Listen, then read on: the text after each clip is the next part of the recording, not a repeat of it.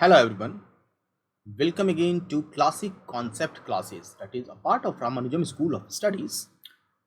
हम लोग अभी डिस्कस कर रहे हैं मीथेन के बारे में। तो प्रीवियस लेक्चर में हम लोगों ने methane as a hydrocarbon family के हिसाब से कि एल्केन फैमिली में आता है हमने डिस्कस किया। हमने और क्या डिस्कस किया पिछले क्लास में?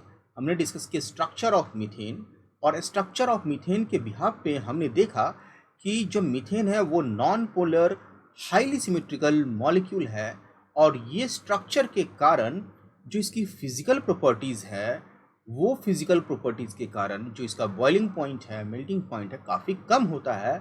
इसके पीछे रीज़न क्या है? Non polarity of the molecule, क्योंकि नॉन पोलर होने की वजह से सिर्फ और सिर्फ short range force, van der Waals force of attraction ही दो मॉलिक्यूल या दो से अधिक मॉलिक्यूल के बीच में लगता है। अनलाइक NaCl जिसमें इलेक्ट्रोस्टैटिक फोर्स ऑफ अट्रैक्शन लगता है, ये बहुत ही वीक होता है। दैट्स वाई इसका जो मेल्टिंग पॉइंट है और बॉइलिंग पॉइंट है बहुत ही कम होता है। साथ में हमने ये भी देखा कि non polar being a non polar molecule, it is soluble in non polar solvent, right. और खासकर जब हम मीथेन की प्रॉपर्टीज़ के बारे में डिस्कस हम लोग कर रहे थे, तो वहाँ पे हमने ये देखा कि जिस फैमिली से ये बिलोंग करता है, डेट इज़ एल्केन फैमिली, उस फैमिली के लिए एक ये फ्रेमवर्क सेट करता है फिजिकल प्रॉपर्टीज़ के हिसाब के लिए, कि अगर जैसा फिजिकल प्रॉपर्टीज़ होगा मीथेन का, समव्हाट उसी टाइप का या उसी पे बेस्ड जो लॉजिक होगा वही प्रॉपर्टीज़ इसके फैमिली में जो और भी मॉलिक्यूल्स होंगे जैसे इथेन, प्रोपेन, ब्यूटेन, उन सभी का भी ऐसा ही होगा। आज के लेक्चर में हम लोग देखने वाले हैं रिएक्शन ऑफ मीथेन, और रिएक्शन ऑफ मीथेन में हम लोग डिफरेंट रिएक्शन देखेंगे। जो इम्पोर्टेंट रिएक्शन है वो देखेंगे। तो जिस तरह से फिजिकल प्रॉपर्टीज़ सेट करता है अल्केन फैमिली के फ्रेमवर्क को, उसी तरह केमिकल प्रॉपर्टीज़ भी एक फ्रेमवर्क सेट करेगा। जनरली मीथेन क्या होता है? बहुत ही अनरिएक्टिव होता है। मीथेन क्या होता है? बहुत ही अनरिएक्टिव होता है, ठीक है। अनरिएक्टिव, जनरली ये रिएक्ट नहीं करता है। तो अगर हम देखेंगे एयर के मिक्सचर में तो हमारे पास मीथेन होता है, लेकिन जब कंडीशन बहुत ही हरास हो जाएगा, मतलब यानी हार्श हो जाएगा, that is under very vigorous condition, vigorous condition, तो मीथेन भी रिएक्ट करने लग जाएगा। जो भी रिएक्शन आएगा, विग्रस कंडीशन का मतलब क्या है कि टेम्परेचर जो है बहुत ज़्यादा हो गया, प्रेशर बहुत ज़्यादा हो गया, ठीक है, कैटलिस्ट का यूज़ कर रहे हैं, तो ये सब जो है नॉर्मल कंडीशन नहीं होता है रिएक्शन के लिए। तो उस कंडीशन में जो रिएक्शन है वो मीथेन रिएक्शन करेगा, ठीक है। तो यहाँ पे हम लोग बेसिकली क्या देखने वाले हैं? ऑक्सीडेशन। क्या देखने वाले हैं? Oxidation of methane. और ऑक्सीडेशन ऑफ मीथेन बेसिकली अगर हम देखें तो कैसे होगा? तो बाई ऑक्सीजन, ठीक है। और फिर और कैसे हो सकता है? बाई हैलोजन, जिसको हम बाई ऑक्सीडेशन को हम क्या कहेंगे? ऑक्सीडेशन, ठीक है। हैलोजिनेशन को क्या कहेंगे? हैलोजिनेशन। और बाई वाटर भी होगा, by water, that is with water, that is H2O के साथ भी इसका ऑक्सीडेशन होगा। अगर हम ऑक्सीडेशन की बात करें तो ऑक्सीडेशन में हमारा क्या होता है? Heat of combustion, heat of combustion. तो देखिए यहाँ पे सारा कुछ लिख नहीं पाएंगे, बट जो भी मैं बोलूँ वो आपको सब टाइटल में मिल जाएगा, तो वहाँ से आप नोट कर सकते हैं। थोड़ा सा आप खुद भी जो मैं बोल रहा हूँ उसको आप लिखने की भी कोशिश कीजिए। सो जो कंबशन है, कंबशन का एंड प्रोडक्ट अगर हम बात करें तो ये हमारा होता है कार्बन डाइऑक्साइड प्लस वाटर। क्या होता है? Carbon dioxide plus water. और ये जनरली बहुत सारे ऑर्गेनिक केमिस्ट्री का कैरेक्टरिस्टिक्स रिएक्शन है, ठीक है, क्योंकि कुछ कंडीशन में, स्पेशल कंडीशन में ये यूज होता है किस चीज के लिए? Content of carbon, that is carbon percent, and hydrogen percent को कैलकुलेट करने में, बहुत सारे कंपाउंड का, ठीक है। तो जब ये चीज आएगा आने वाले क्लास में तो हम लोग वो सब चीज देखेंगे, ठीक है। So sorry, combustion of methane taking place during the burning of natural gas. तो जैसे ही हमने बात किया कंबशन और मीथेन की बात कर रहे हैं, तो मीथेन जो है नेचुरल गैस, ठीक है, में 97% के लगभग में होता है, ठीक है। और जब हम कंबशन की बात करेंगे तो नेचुरल गैस जैसे बर्न होगा तो क्या होगा, बर्न कंबशन होगा किसका, मीथेन का। और मीथेन का जब कंबशन होगा तो ये कार्बन डाइऑक्साइड प्रोड्यूस करेगा और वाटर प्रोड्यूस करेगा। तो बेसिकली जब हम कंबशन क्या करते हैं नेचुरल गैस का, तो वहाँ पे and product generally carbon dioxide और वाटर के लिए नहीं करते हैं, बल्कि हीट के लिए करते हैं। किसके लिए करते हैं, हीट के लिए। जैसे ही हम यूरोपियन कंट्री या यूएसए यानी कनाडा में हम बात करें तो वहाँ पे नेचुरल गैस की सप्लाई की जाती है, और ये नेचुरल गैस को बर्निंग करने के लिए सप्लाई किया जाए जिससे कि हीट प्रोड्यूस हो, क्योंकि ठंड बहुत अधिक रहता है। तो वहाँ पे जैसे हमारे पास सीएनजी गैस आता है या पीएनजी गैस आता है खाना बनाने के लिए, वहाँ पे बेसिकली हम ये कह सकते हैं कि रूम को गर्म करने के लिए वहाँ पे नेचुरल गैस को बर्न किया जाता है। तो रिएक्शन अगर हम लोग देखना चाहें कि रिएक्शन क्या है, तो आप लोग पहले से ही रिएक्शन ऑलरेडी पढ़ चुके हैं। खैर यहाँ पे हम लोग रिएक्शन करते हैं CH4 that is methane plus 2O2। ऐसा नहीं है कि अचानक से रिएक्शन होगा। तो मैंने पहले ही बोला यहाँ पे कि मीथेन विग्रस कंडीशन में, तो यहाँ पे ऑक्सीजन के साथ रिएक्शन कब करेगा, जब यहाँ पे फ्लेम यूज करेंगे, मतलब हम इसे इग्नाइट करेंगे, जलाएंगे, तो हमें क्या बनेगा, CO2 और H2O प्लस हीट निकलेगा। क्या निकलेगा, हीट निकलेगा। और ये हीट बहुत ही ज़्यादा होता है, 213 किलो कैलोरी पर मोल। ओके, तो इतना हीट होता है, राइट। सो इस हीट को यहाँ पे देख लीजिए 233 किलो कैलोरी पर मोल। तो इस हीट के लिए, जनरेशन के लिए मीथेन गैस को कंबशन करते हैं। बट ऐसा नहीं है कि कंबशन सिर्फ यही है, कंबशन और भी होगा जब लिमिटेड अमाउंट में हम लोग मीथेन को बर्न करते हैं। जैसे CH4, 6 mole of CH4 plus O2, temperature अगर हाई रखते हैं डेट इज 1500 डिग्री सेल्सियस, तो फॉर्मेशन होता है एसिटिलीन का। ये बहुत ही इंपॉर्टेंट है क्योंकि एसिटिलीन ऑर्गेनिक कंपाउंड में बहुत सारे कंपाउंड के फॉर्मेशन के लिए प्रिकर्सर के रूप में माना जाना जाता है। साथ में carbon monoxide plus 10H2 reaction को बाद में डिस्कस करेंगे। अगेन अगर कैटालाइटिक ऑक्सीडेशन करते हैं इन प्रेजेंस ऑफ वाटर H2O, तो यहाँ पे हमें टेम्परेचर 1850 डिग्री सेल्सियस रखना होगा और कैटलिस्ट में निकेल को यूज़ करना होगा। तो हमारे पास carbon monoxide plus 3 mole of hydrogen मिलेगा। लेकिन ये तीन रिएक्शन ऐसा रिएक्शन नहीं है, क्योंकि अगर हम देखें फर्स्ट रिएक्शन में, तो फर्स्ट रिएक्शन में जो टेम्परेचर होगा स्पार्क के प्रेजेंस में होगा, बिना स्पार्क के प्रेजेंस में रिएक्शन प्रोड्यूस नहीं होगा, और इस रिएक्शन के दौरान सफिशिएंट अमाउंट में हमें एनर्जी निकलेगा। सो यहाँ से जो एनर्जी निकला उसे हम हीट ऑफ कंबशन कहते हैं। क्या कहते हैं, heat of combustion, heat of combustion, ठीक है। और हीट ऑफ कंबशन क्या होता है कि जब, ऐसे मैं बोलूँगा, the energy of heat evolve when 1 mole of a hydrocarbon is burned to carbon dioxide and water is called heat of combustion।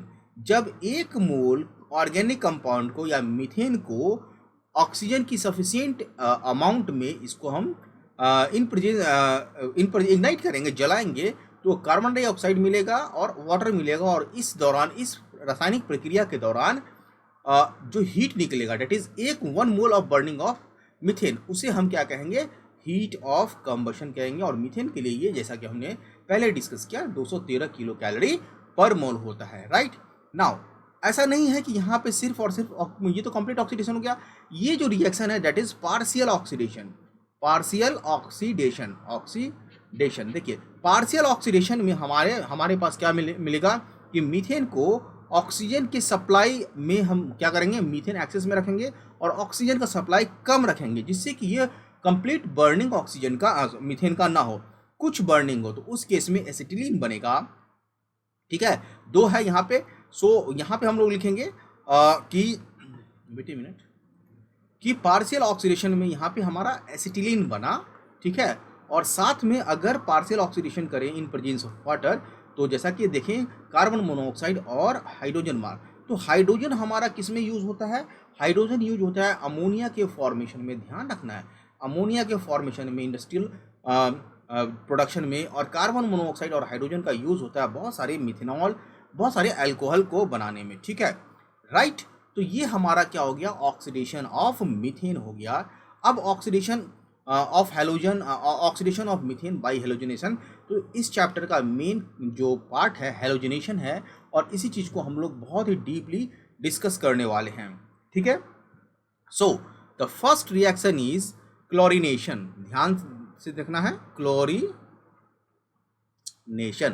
Chlorination जो है ए सब्स्टिट्यूशन रिएक्शन, ए सब्स्टिट्यूशन रिएक्शन, एक सब्स्टिट्यूशन रिएक्शन। देखिए आपके पास धीरे धीरे हर चीज़ आपके नज़र में आता चला जाएगा, बस आपको ध्यान से देखना है, याद रखना है। जैसे ये ऑर्गेनिक केमिस्ट्री है, ऐसा नहीं है कि ये क्लास 11th के लिए, पर्टिकुलर 11th के लिए, हाँ ये ऑर्गेनिक केमिस्ट्री का क्लास है, जिससे कि आपको ऑर्गेनिक समझ में आएगा। इसके बाद आप कुछ कहीं भी जाके कुछ करेंगे, कोई भी तरह का क्वेश्चन लेंगे तो आपका सॉल्व हो जाएगा।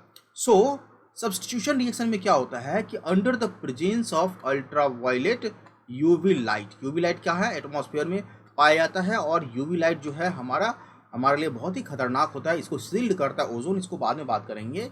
या फिर अगर टेम्परेचर हम लोग करें 250 से 400 डिग्री सेल्सियस, 250 से 400 डिग्री सेल्सियस या यूवी लाइट के प्रेजेंस में मीथेन गैस CH3 और क्लोरीन गैस Cl2 एक दूसरे के साथ इस कंडीशन में विग्रसली बहुत तेजी में रिएक्शन करेंगे और बनाएगा hydrogen chloride HCl and a compound whose formula is CH3Cl।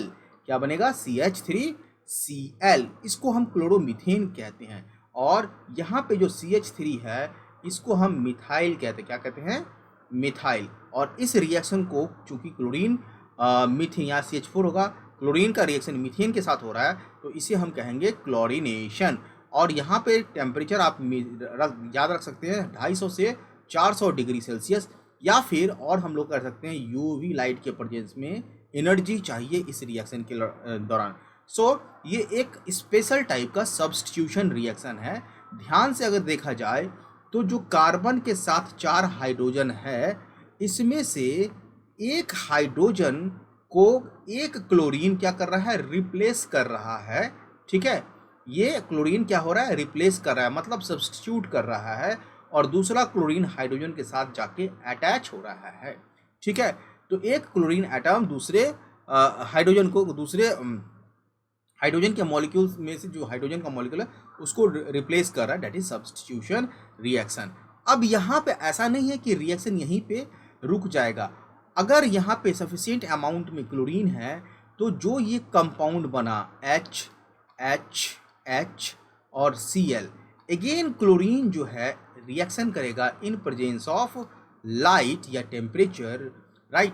Again दूसरा हाइड्रोजन यहाँ पे क्या होगा, रिप्लेस हो जाएगा। So we have ClClH। ऐसे इस वाले कंपाउंड को हम कहेंगे डाइक्लोरोमीथेन या मिथिलीन क्लोराइड। क्या कहेंगे, मिथिलीन क्लोराइड। और यहाँ पे जो CH2 ग्रुप है इसको हम मिथिलीन ग्रुप कहते हैं। तो ये मिथिलीन ग्रुप कैसे कहते हैं, धीरे धीरे सब कुछ आपके पास आ जाएगा, ठीक है। तो ये डाइक्लोरोमीथेन हो गया, ये कॉमन नेम है, और IUPAC नेम क्या होगा, डाइक्लोरोमीथेन। इसी तरह सिमिलर वे में अगर अगेन Cl2 है, यहाँ पे Cl होगा, Cl2 का रिएक्शन होगा इसमें, ठीक है। तो अगेन CCl3 बनेगा, जिसे हम कहेंगे, क्या कहते हैं इसको, क्लोरोफॉर्म। क्या कहते हैं, क्लोरोफॉर्म। और ये क्लोरोफॉर्म डॉक्टर लोग यूज़ करते हैं एनेस्थीसिया में। और अगेन अगर यहाँ पे Cl2 है, अगर अगेन Cl2 का रिएक्शन लाइट के प्रेजेंस में होता है क्लोरोफॉर्म का, अगेन ये बनेगा कार्बन टेट्राक्लोराइड, मतलब हर एक हाइड्रोजन क्लोरीन के साथ रिप्लेस हो गया। और ये जो कार्बन टेट्राक्लोराइड है ये एक नॉन फ्लेमेबल, ध्यान से ये सब याद रख लेना है, क्लीनिंग एजेंट के तरह काम करता है, इसके यूज़ किया जाता है नॉन फ्लेमेबल क्लीजिंग एजेंट में, ठीक है। और बहुत में ये फायर एक्सटिंग्विशर के जैसा भी काम करता है, यूज़ होता था इसका फायर एक्सटिंग्विशर, ठीक है। तो यहाँ पे हम लोगों ने देखा इस तरह के रिएक्शन में एक हाइड्रोजन दूसरे क्लोरीन के साथ क्या हो रहा है, रिप्लेस हो रहा है। और हर एक रिएक्शन के लिए हीट की ज़रूरत है, या फिर हम कहेंगे एनर्जी की ज़रूरत है, चाहे या हीट कर दें या energy in the form of light ले आएँ, ठीक है। तो अब यहाँ पे बात ये आई, निकल के आई कि चलो जी रिएक्शन तो किया हमने, तो रिएक्शन के दौरान हमारे पास 4 प्रोडक्ट मिला। क्या, कौन कौन सा? एक तो प्रोडक्ट मिला CH3Cl, दूसरा प्रोडक्ट बना CH2Cl2, तीसरा मिला CHCl3 एंड चौथा मिला CeCl4। सभी जो हमारे पास अल्काइल हैलाइड आया, ये जो कंपाउंड आया, ये मिक्सिंग हुआ, क्या हुआ, मिक्स में मिला। तो अलग अलग कैसे करेंगे, कौन सा, अगर हमें सिर्फ और सिर्फ मोनोक्लोरिनेशन चाहिए तो क्या करना होगा। तो ये टॉपिक आता है हमारा कंट्रोल ऑफ क्लोरिनेशन, किस तरह से क्लोरिनेशन को कंट्रोल करेंगे, कंट्रोल ऑफ क्लोरिनेशन। अब ध्यान से देखेंगे कि जब क्लोरिनेशन मीथेन का करते हैं तो हमारे पास चारों का चारों प्रोडक्ट आ गया।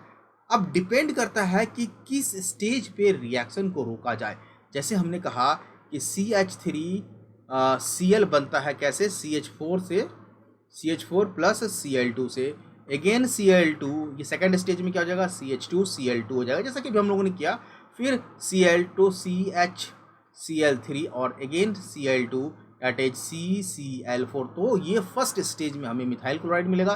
तो किस तरह से क्या करेंगे जो कि मिथाइल क्लोराइड रुक जाए यहाँ पे।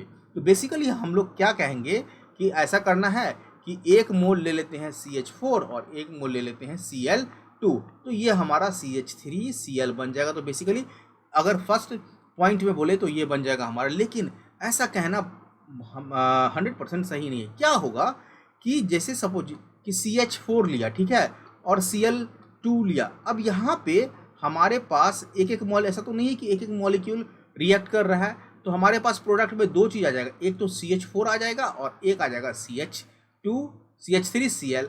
अब जो दूसरा मॉलिक्यूल है Cl या तो मीथेन पे जाके अटैक करेगा या फिर CH3Cl पे। अगर मीथेन पे जाके अटैक किया तो अगेन CH2Cl2 बन जाएगा, लेकिन अगर CH3Cl पे अटैक करेगा तो अगेन ये CH2Cl2 बन जाएगा। तो धीरे धीरे जैसे जैसे मीथेन का कंसंट्रेशन कम होगा, मिथाइल क्लोराइड का कंसंट्रेशन बढ़ता जाएगा। तो एक टाइम ऐसा आएगा कि जितना भी क्लोरीन है वो क्लोरीन मिथाइल क्लोराइड को अटैक करेगा। फिर धीरे धीरे क्या होगा कि मिथाइल क्लोराइड और मिथिलीन क्लोराइड का कंसंट्रेशन में कंपटीशन होगा, ठीक है। तो जैसे जैसे मिथिलीन क्लोराइड बनेगा वैसे वैसे हमारा मिथाइल क्लोराइड पे अटैक कम होगा। फिर क्या बनेगा, CCl4 कार्बन टेट्राक्लोराइड। तो इस तरह से हम लोग देखते हैं कि एक मिक्सचर बनेगा, लेकिन इसको कंट्रोल कैसे किया जा सके। तो कंट्रोल करने के लिए क्या करना होगा कि सपोज हमने लिया CH4, अब यहाँ पे Cl2 के साथ रिएक्शन कराना है और हमें सिर्फ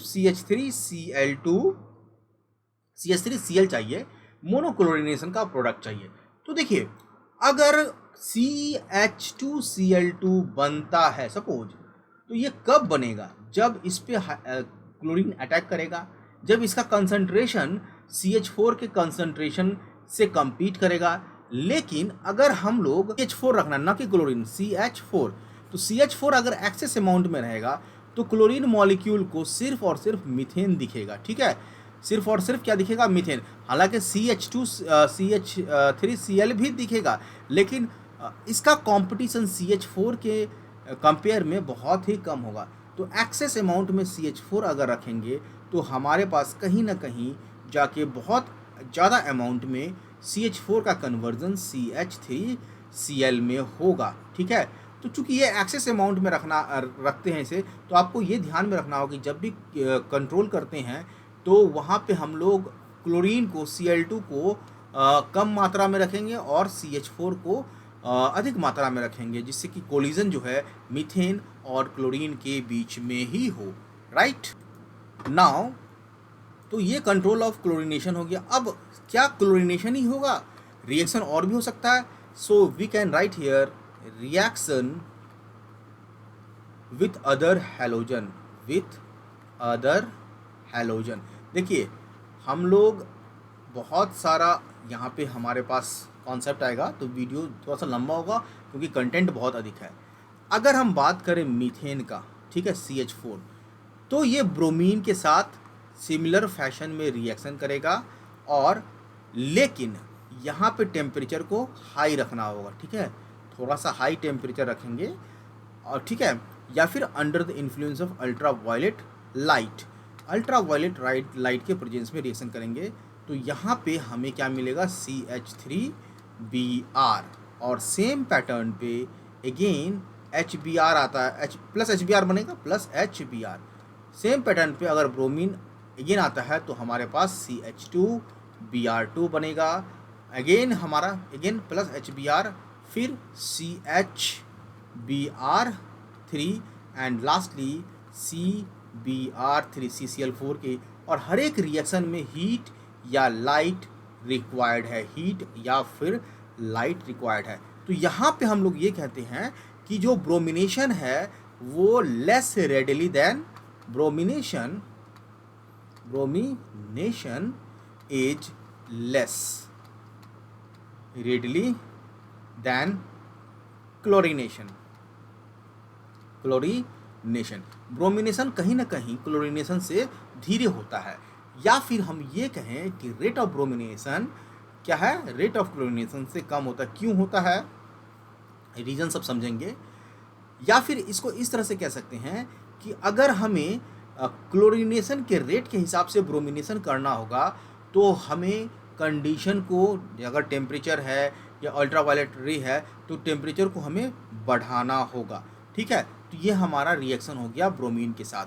अगर हम बात करें फ्लोरीन के साथ, तो फ्लोरीन के साथ रिएक्शन होगा F2 के साथ, लेकिन ये रिएक्शन हाईली विग्रस होगा, ठीक है, हाईली विग्रस होगा। इवन ये रिएक्शन डार्क में भी हो जाएगा एंड रूम टेम्परेचर पे भी हो जाएगा, रूम टेम्परेचर पे।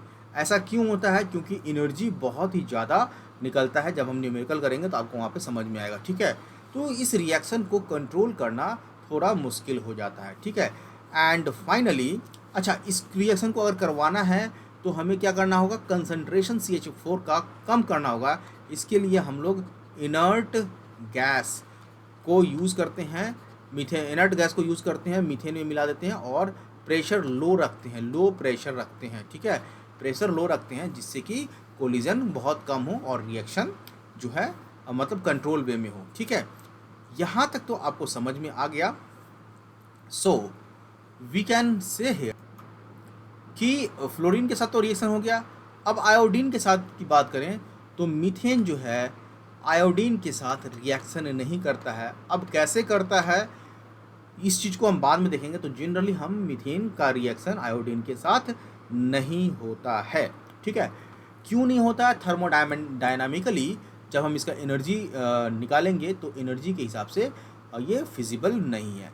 सो रिएक्टिविटी ऑफ हैलोजन की बात करें, रिएक्टिविटी ऑफ हैलोजन, हैलोजन का क्या रिएक्टिविटी है।